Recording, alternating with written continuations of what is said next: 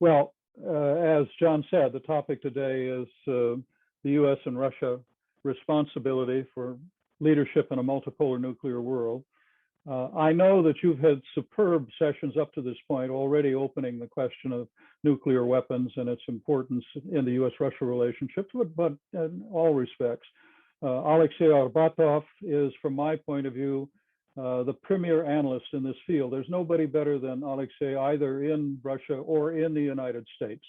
So it was a privilege for you to be able to listen to Alexei and begin understanding just how deep and sophisticated his understanding is.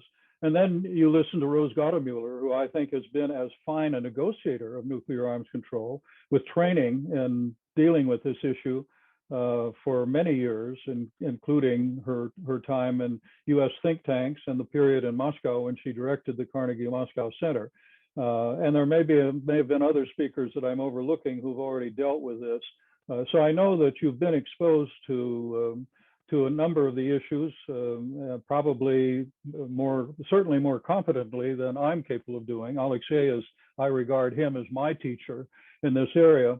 But I thought I would try to cast the issue in probably broader terms than they did, with contextual features that go beyond probably what they did. I may be mistaken, so some of this may be repetitive for you. And I start by going over what has been essentially the history of the nuclear relationship between the United States, the Soviet Union, for the most part, and then the United States and Russia. And in doing that, I'm going to crib from Steve Miller, who is one of the fine analysts on the US side at the Kennedy School. And he divided the experience of the nuclear relationship in all of its respects into three phases. The first phase he characterized as unmanaged competition. This was a period from 1945 with the explosion of the first atomic nuclear weapon on the part of the United States and use of it during the war, 1945 to 1970. He describes this period as one without order, no order, but with unmitigated competition, no dialogue, no norms, no agreements, and the result was arms racing and recurrent nuclear crises, including the famous one in October of 1962. In an environment of uncertainty and worst case analysis of the other side's plans and intentions, the preoccupation during this period, 45 to 70, was with preserving second strike capabilities. And that led to a constant expansion of nuclear arms, particularly when both sides moved from counter value, that is counter city weapons, to counter force weapons, that is weapons by which you shoot the gun out of the hand of the other side, that is striking the missile forces themselves, and the pursuit of missile defense.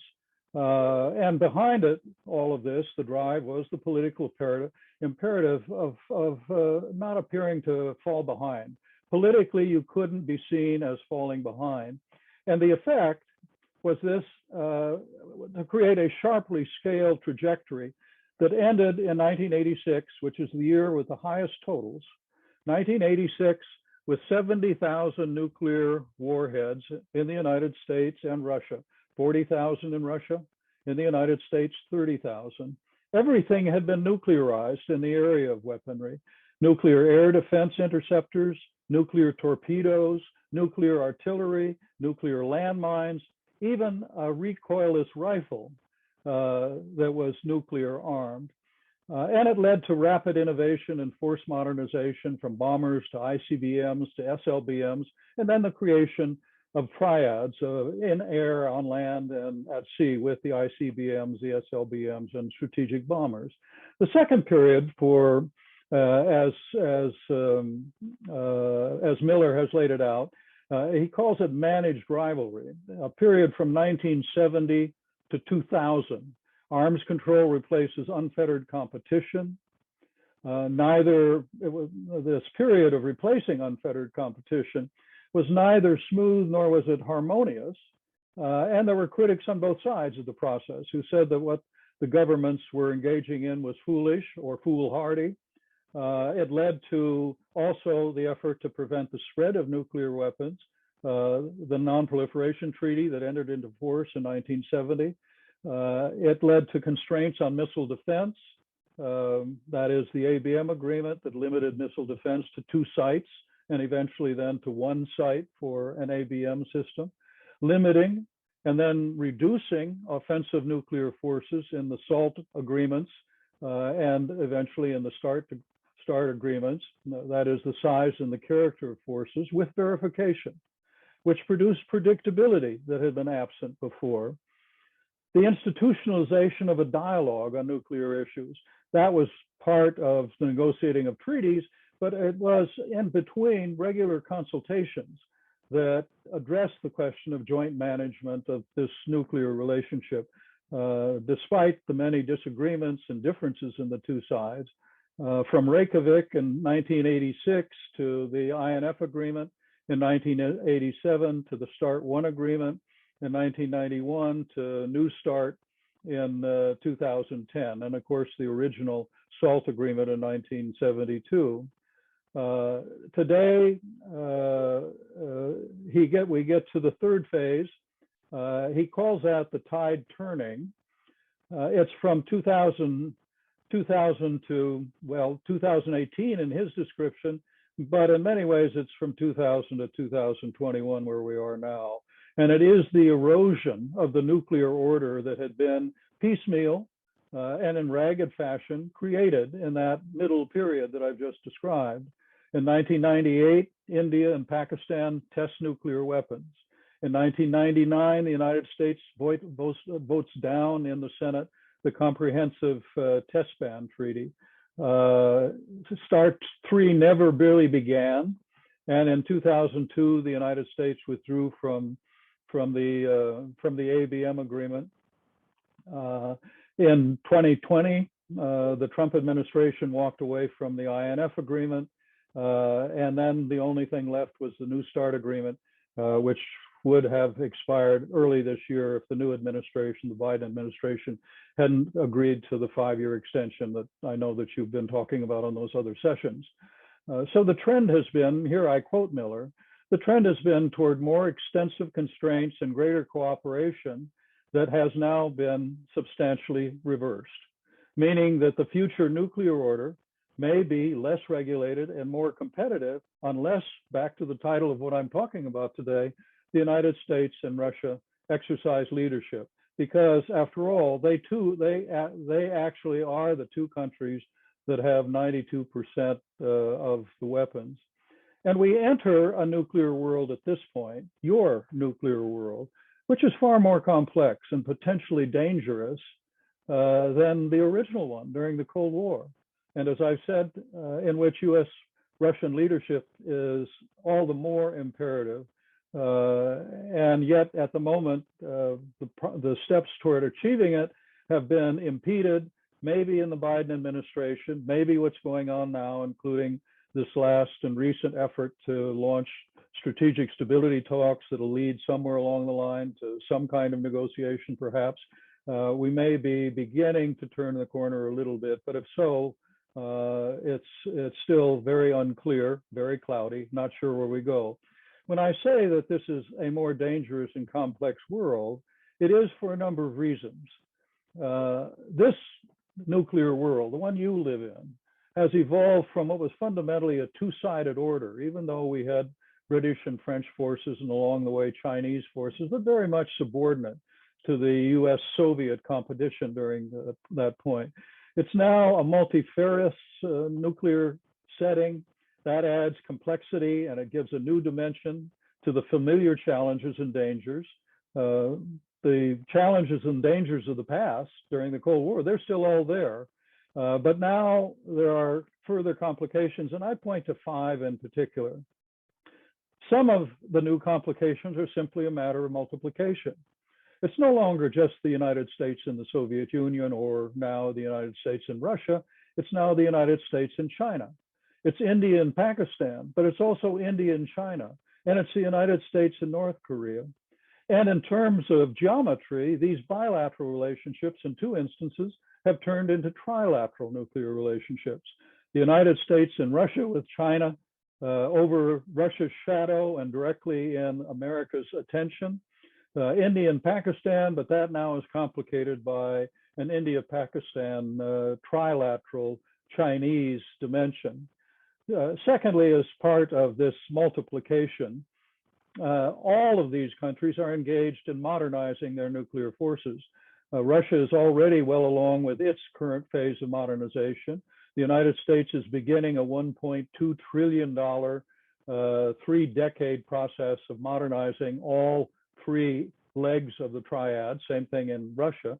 But in the other countries, there are 3 more countries that are building triads, that is air, land, and sea. And 4 of the 5, excluding Pakistan, are also building missile defense systems. So as I say, the first complication is multiplication. The second complication is technological advancement. Technologies that may lead to more effective deterrence in the eyes of those developing them by increasing the usability of weapons. And therefore, as the argument is, in increasing the usability of weapons, enhancing credibility, the flexibility, the confidence of decision makers, and so on. But it also increases, as I say, usability. That's what is supposed to enhance deterrence. But usability then increases the likelihood of use in some, at least, heuristic or theoretical sense. That and all of this in turn raises concern over the survivability of nuclear forces, which begins to again raise questions about the durability of strategic stability, the concept of strategic stability in the bilateral relationships, in the case particularly of US and Russia, but others as well. It blurs the line between conventional and nuclear war fighting. The third is the risk of transforming space warfare into an integral part of nuclear warfare. And in a crisis, fourth, potentially it decreases decision-making time. These new weapons are designed to operate very rapidly, particularly the hypersonic weapons that are being developed.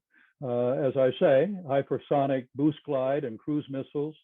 And then the development of smaller, lower yield weapons, more accurate weapons, which is part of what I think is a growing danger at this point in the part of the United States and Russia together, and that is returning to the notion of limited use, limited options in a political military crisis. And then among the technologies, new sensing technologies, which will improve information for real-time decision-making, but may also increase the vulnerability of the other side. Then there are finally the new fronts, well, next to finally, the new fronts of cyber and artificial intelligence. And third, there is the stress that concepts that once were dominant and more or less in place during the original Cold War, that these concepts are now under stress.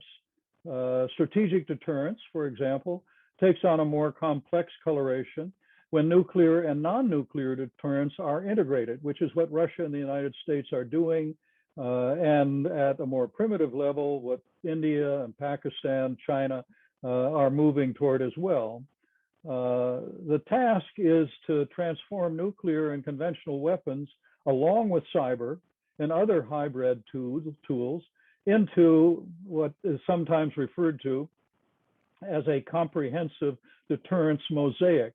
That's very complicated, and it raises challenge for other concepts, essential concepts like strategic stability, crisis stability, that is, the obstacles to or the brakes on the resort to nuclear weapons in a political military crisis. Those brakes, those limitations, those guardrails are threatened by the development I've just described. And that's further threatened by what I referred to a moment ago, the resumed focus on limited nuclear options. And that in turn, in the case of countries, not the United States, Soviet Union, Russia, which have never had a notion of minimum deterrence through no first use postures, question those who do have them. China and India have, India somewhat qualified, but China and India have no first use postures. There's a real question of whether, not whether they meant it when they articulated or still don't mean it, but whether or not it holds, whether or not moving away from it, particularly in the case of the Chinese. And the ultimate question then is, can there be crisis stability? That is, breaks and obstacles to or impediments on the resort to nuclear weapons in a political military crisis. That's crisis stability. And can there be crisis stability in this now cluttered and heterogeneous nuclear environment, which is your nuclear environment? Can it be, even in that key bilateral relationship where all of these ideas were developed, the US-Soviet, US-Russia relationship, and at the basis of strategic stability was, as you know from your discussions and the interaction you've had with Alexei Arbatov and Rose Gottemüller and others, so-called MAD, or mutual assured destruction, was the basic notion, that is, that would block either side from thinking of using nuclear weapons first. And finally, there is this contested realm of nuclear norms, always murky and unsettled, but even more so now. The nuclear taboo, that is, that there was something fundamentally illegitimate about the idea of even using nuclear weapons, that at the most nuclear weapons were to deter the use of nuclear weapons and not to serve other purposes. But the idea of sole purpose, that is, nuclear weapons only to deter nuclear use, and as opposed to nuclear weapons that could be used for other purposes, which now are built into national security doctrines, both in Russia and in the United States, and the resistance to the idea of sole purpose as a proposition. The United States and Russia have always rejected sole purpose. The Indians and the Chinese have had a different take on that. And then the question of the future of the nuclear test ban treaty itself, and so on. So as a result, the pathways to what I think is the greatest danger right now, not accidental nuclear war or accidental nuclear weapons, that always exists. Accidental explosions of nuclear weapons, or the deliberate use of nuclear weapons in wartime, but the inadvertent nuclear war. And I think the risk of inadvertent nuclear war is multiplying across more regions and across more relationships. Several of them are tension-filled. And the other part of your nuclear environment is that this is not a period when major nuclear powers, the United States and Russia, the United States and China, India and Pakistan, India and China, are moving toward détente. All of these countries are in increasingly, or at least initially tension-filled and increasingly tension-laden relationships. So that adds to the problem. And then you add to all of this, in the case of US-Russia relationship, that the bilateral arms control regime has been slowly dismantled, as was evident in the Miller summary of it. Well, I know that all of this produces what some of us in the field refer to as, for audiences such as you, megos, M-E-G-O, megos. My eyes glaze over. My eyes glaze over. So I'm going to show you some pictures, and then we'll come back and I'll conclude with some further comments. So here's the first picture that I want to show you, which is where we stand as of 2020. It's changed a little bit, but I'll let you look at that. You see where the deployed weapons are, how many of them are, Russia and the United States. China, if you've been reading the newspapers, you know that China have been building two large fields for presumably ICBM force, probably the DF-41, which is an intercontinental ballistic missile. And there are people who believe that the Chinese, when fairly short order, in the next, I don't know whether 2, 3, 4, 5, 7 years, will go up to roughly 700 nuclear weapons. But again, look at deployed and stockpiled and then retired weapons among the various possessors. You see now 9 nuclear powers. Here's the multiplication problem that I was talking about. And then you can do the geometry of it too in terms of bilateral, trilateral relationships. Here's another picture. This is the Sarmat. This is the new Russian missile. It has been tested and it's being deployed. I believe the deployment begins this year. This is capable of carrying up to 10 multiple independently targeted reentry vehicles. We don't know the precise size of each of those vehicles. It could be up to 500 kiloton. The weapons that were dropped on Hiroshima and Nagasaki were 15 kiloton. This weapon system, take a look at what will be fielded. There are probably going to be 46 of them fielded in the next couple of years on the Russian side.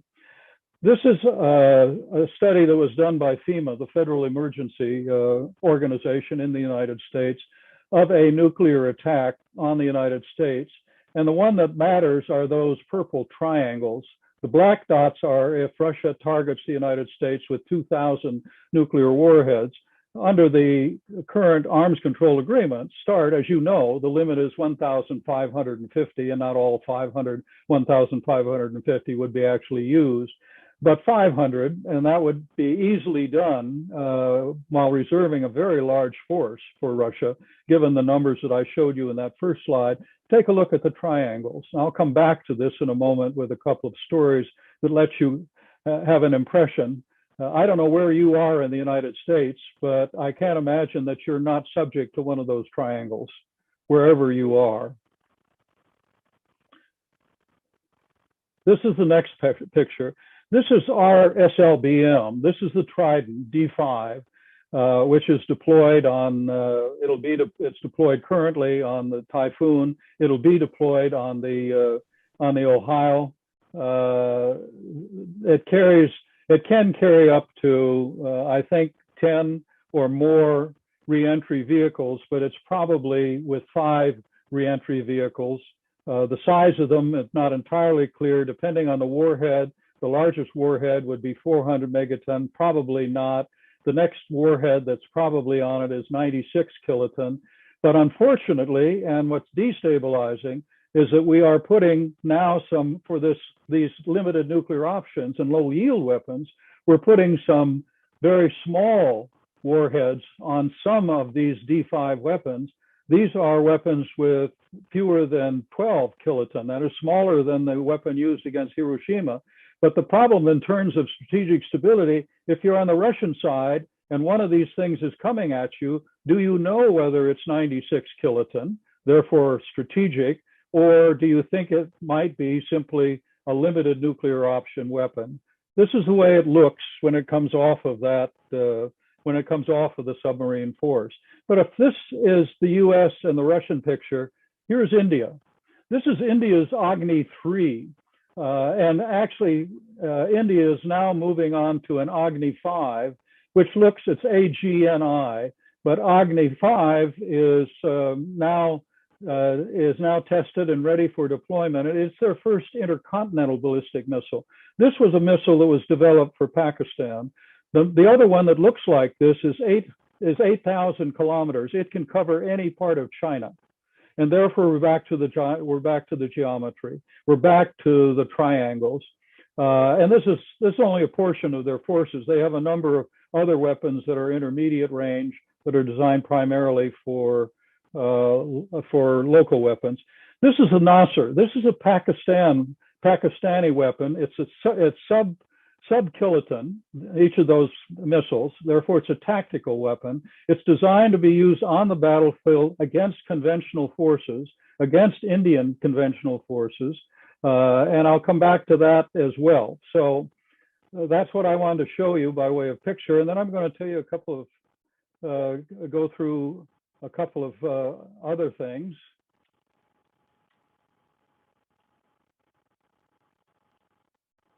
I want to get back to what I need. As I said, this is to address my eyes glaze over. But now let me put this in more concrete terms that may also help you to prevent your eyes from glazing over too much. If one of these weapons that I've showed you, most of them, detonated over the Pentagon, the superheated, so go back to those triangles that I showed you on the FEMA report. If one of them detonated over the Pentagon, the superheated air would create a rapidly expanding fireball, 1 mile wide and 200 million degrees of heat at its center. A half second later, 3/4 of a mile away at Pentagon City, the streets would dissolve and metal surfaces would melt. And then a blast wave with 750-mile-per-hour winds would crush buildings and turn automobiles into fiery projectiles. 4 seconds later, the heat and the blast would incinerate the Lincoln and Jefferson memorials, would melt and crumple the aluminum exterior of planes at Reagan National Airport, and set their interiors on fire. 3 miles away, the clothing of people outdoors would burst into flames, and the exposed parts of their bodies would suffer third-degree burns. The detonation would create what is called, in my view, something of an understatement, a large area fire. That's what it's labeled, with a radius between 3.5 and 4.5 miles, producing hurricane-force winds with temperatures boiling, that is 212 degrees Fahrenheit, and devastating an area 40 to 65 square miles, 10 to 15 times wider than the 15 kiloton bomb that was used to destroy Hiroshima. That's just one of the bombs detonating over the Pentagon. Let me continue with another illustration. This is India and Pakistan. Together they have, as you remember from that first chart, between 270 and 290 nuclear warheads. That's many fewer than the 12,000 plus in the holdings of Russia and the United States, 6,000 plus that are actually deployed. But were they to go to a large-scale nuclear war, using most of them, and as aspects of their current nuclear postures suggest, they well might do. That's the way their doctrines and their postures and their public description of their likely reactions in the context of nuclear use. The radioactive fallout would drift as far as Australia. Radiation contamination would poison the fresh waters of the rivers of the Himalayas, reaching into China. And the dust, the ash, and the soot that would be pumped high into the atmosphere would not dissipate for several years. It would block sunlight and lower temperatures that could eventually destroy crops, potentially causing the starvations of millions across Asia and beyond. And it's that last proposition, that last phenomena, that's the real threat from the use of nuclear weapons, not the original loss of life from the blast itself, but the lingering effects from each stage in terms of what follows after an explosion. So, as I've said, from my point of view, the real risk is that we would get to any of these scenarios, not the result of deliberate use, but as a result of inadvertent nuclear war and the things that are being done now that I think enhance the risk of inadvertent nuclear war, including Pakistan's notion of use of battlefield nuclear weapons. The Pakistanis evidently believe that in the case of an Indian so-called cold start conventional offensive that has overrun Pakistani conventional defenses, they can use that Nasser that I showed you in Pakistan on the conventional battlefield, and it will not be escalatory. It will not lead to further nuclear escalation. India's nuclear doctrine is any use of any kind of nuclear weapon will lead to, they don't like the idea of massive retaliation, but what they call large-scale punitive use. Well, the last thing I'll finish and then we can talk is what's involved with something like inadvertent nuclear war, how you get to it. And here I'm going to read to you a segment from a report publication from Robert McNamara, the American Secretary of Defense during the Cuban Missile Crisis, and it's in the context of the Cuban Missile Crisis. He writes, the contingency plans called for a first-day air attack of 1,080 sorties, a huge attack. An invasion of 180,000 troops was assembled in the southeastern US ports. Had Soviet leader Nikita Khrushchev not publicly announced on that Sunday, October 28th, that he was removing the missiles, I believe that on Monday, a majority of Kennedy's military and civilian advisors would have recommended launching the attacks. During subsequent conferences in Havana in January 1992, that McNamara was participating in, we were told by the former Warsaw Pact Chief of Staff, General Anatoly Grybkov, that in 1962, The Soviet forces in Cuba possessed not only nuclear warheads for their intermediate range missiles targeted on US cities, but nuclear bombs and tactical nuclear warheads as well. The tactical warheads were to be used against US invasion forces. At the time, the CIA was reporting no warheads on the island.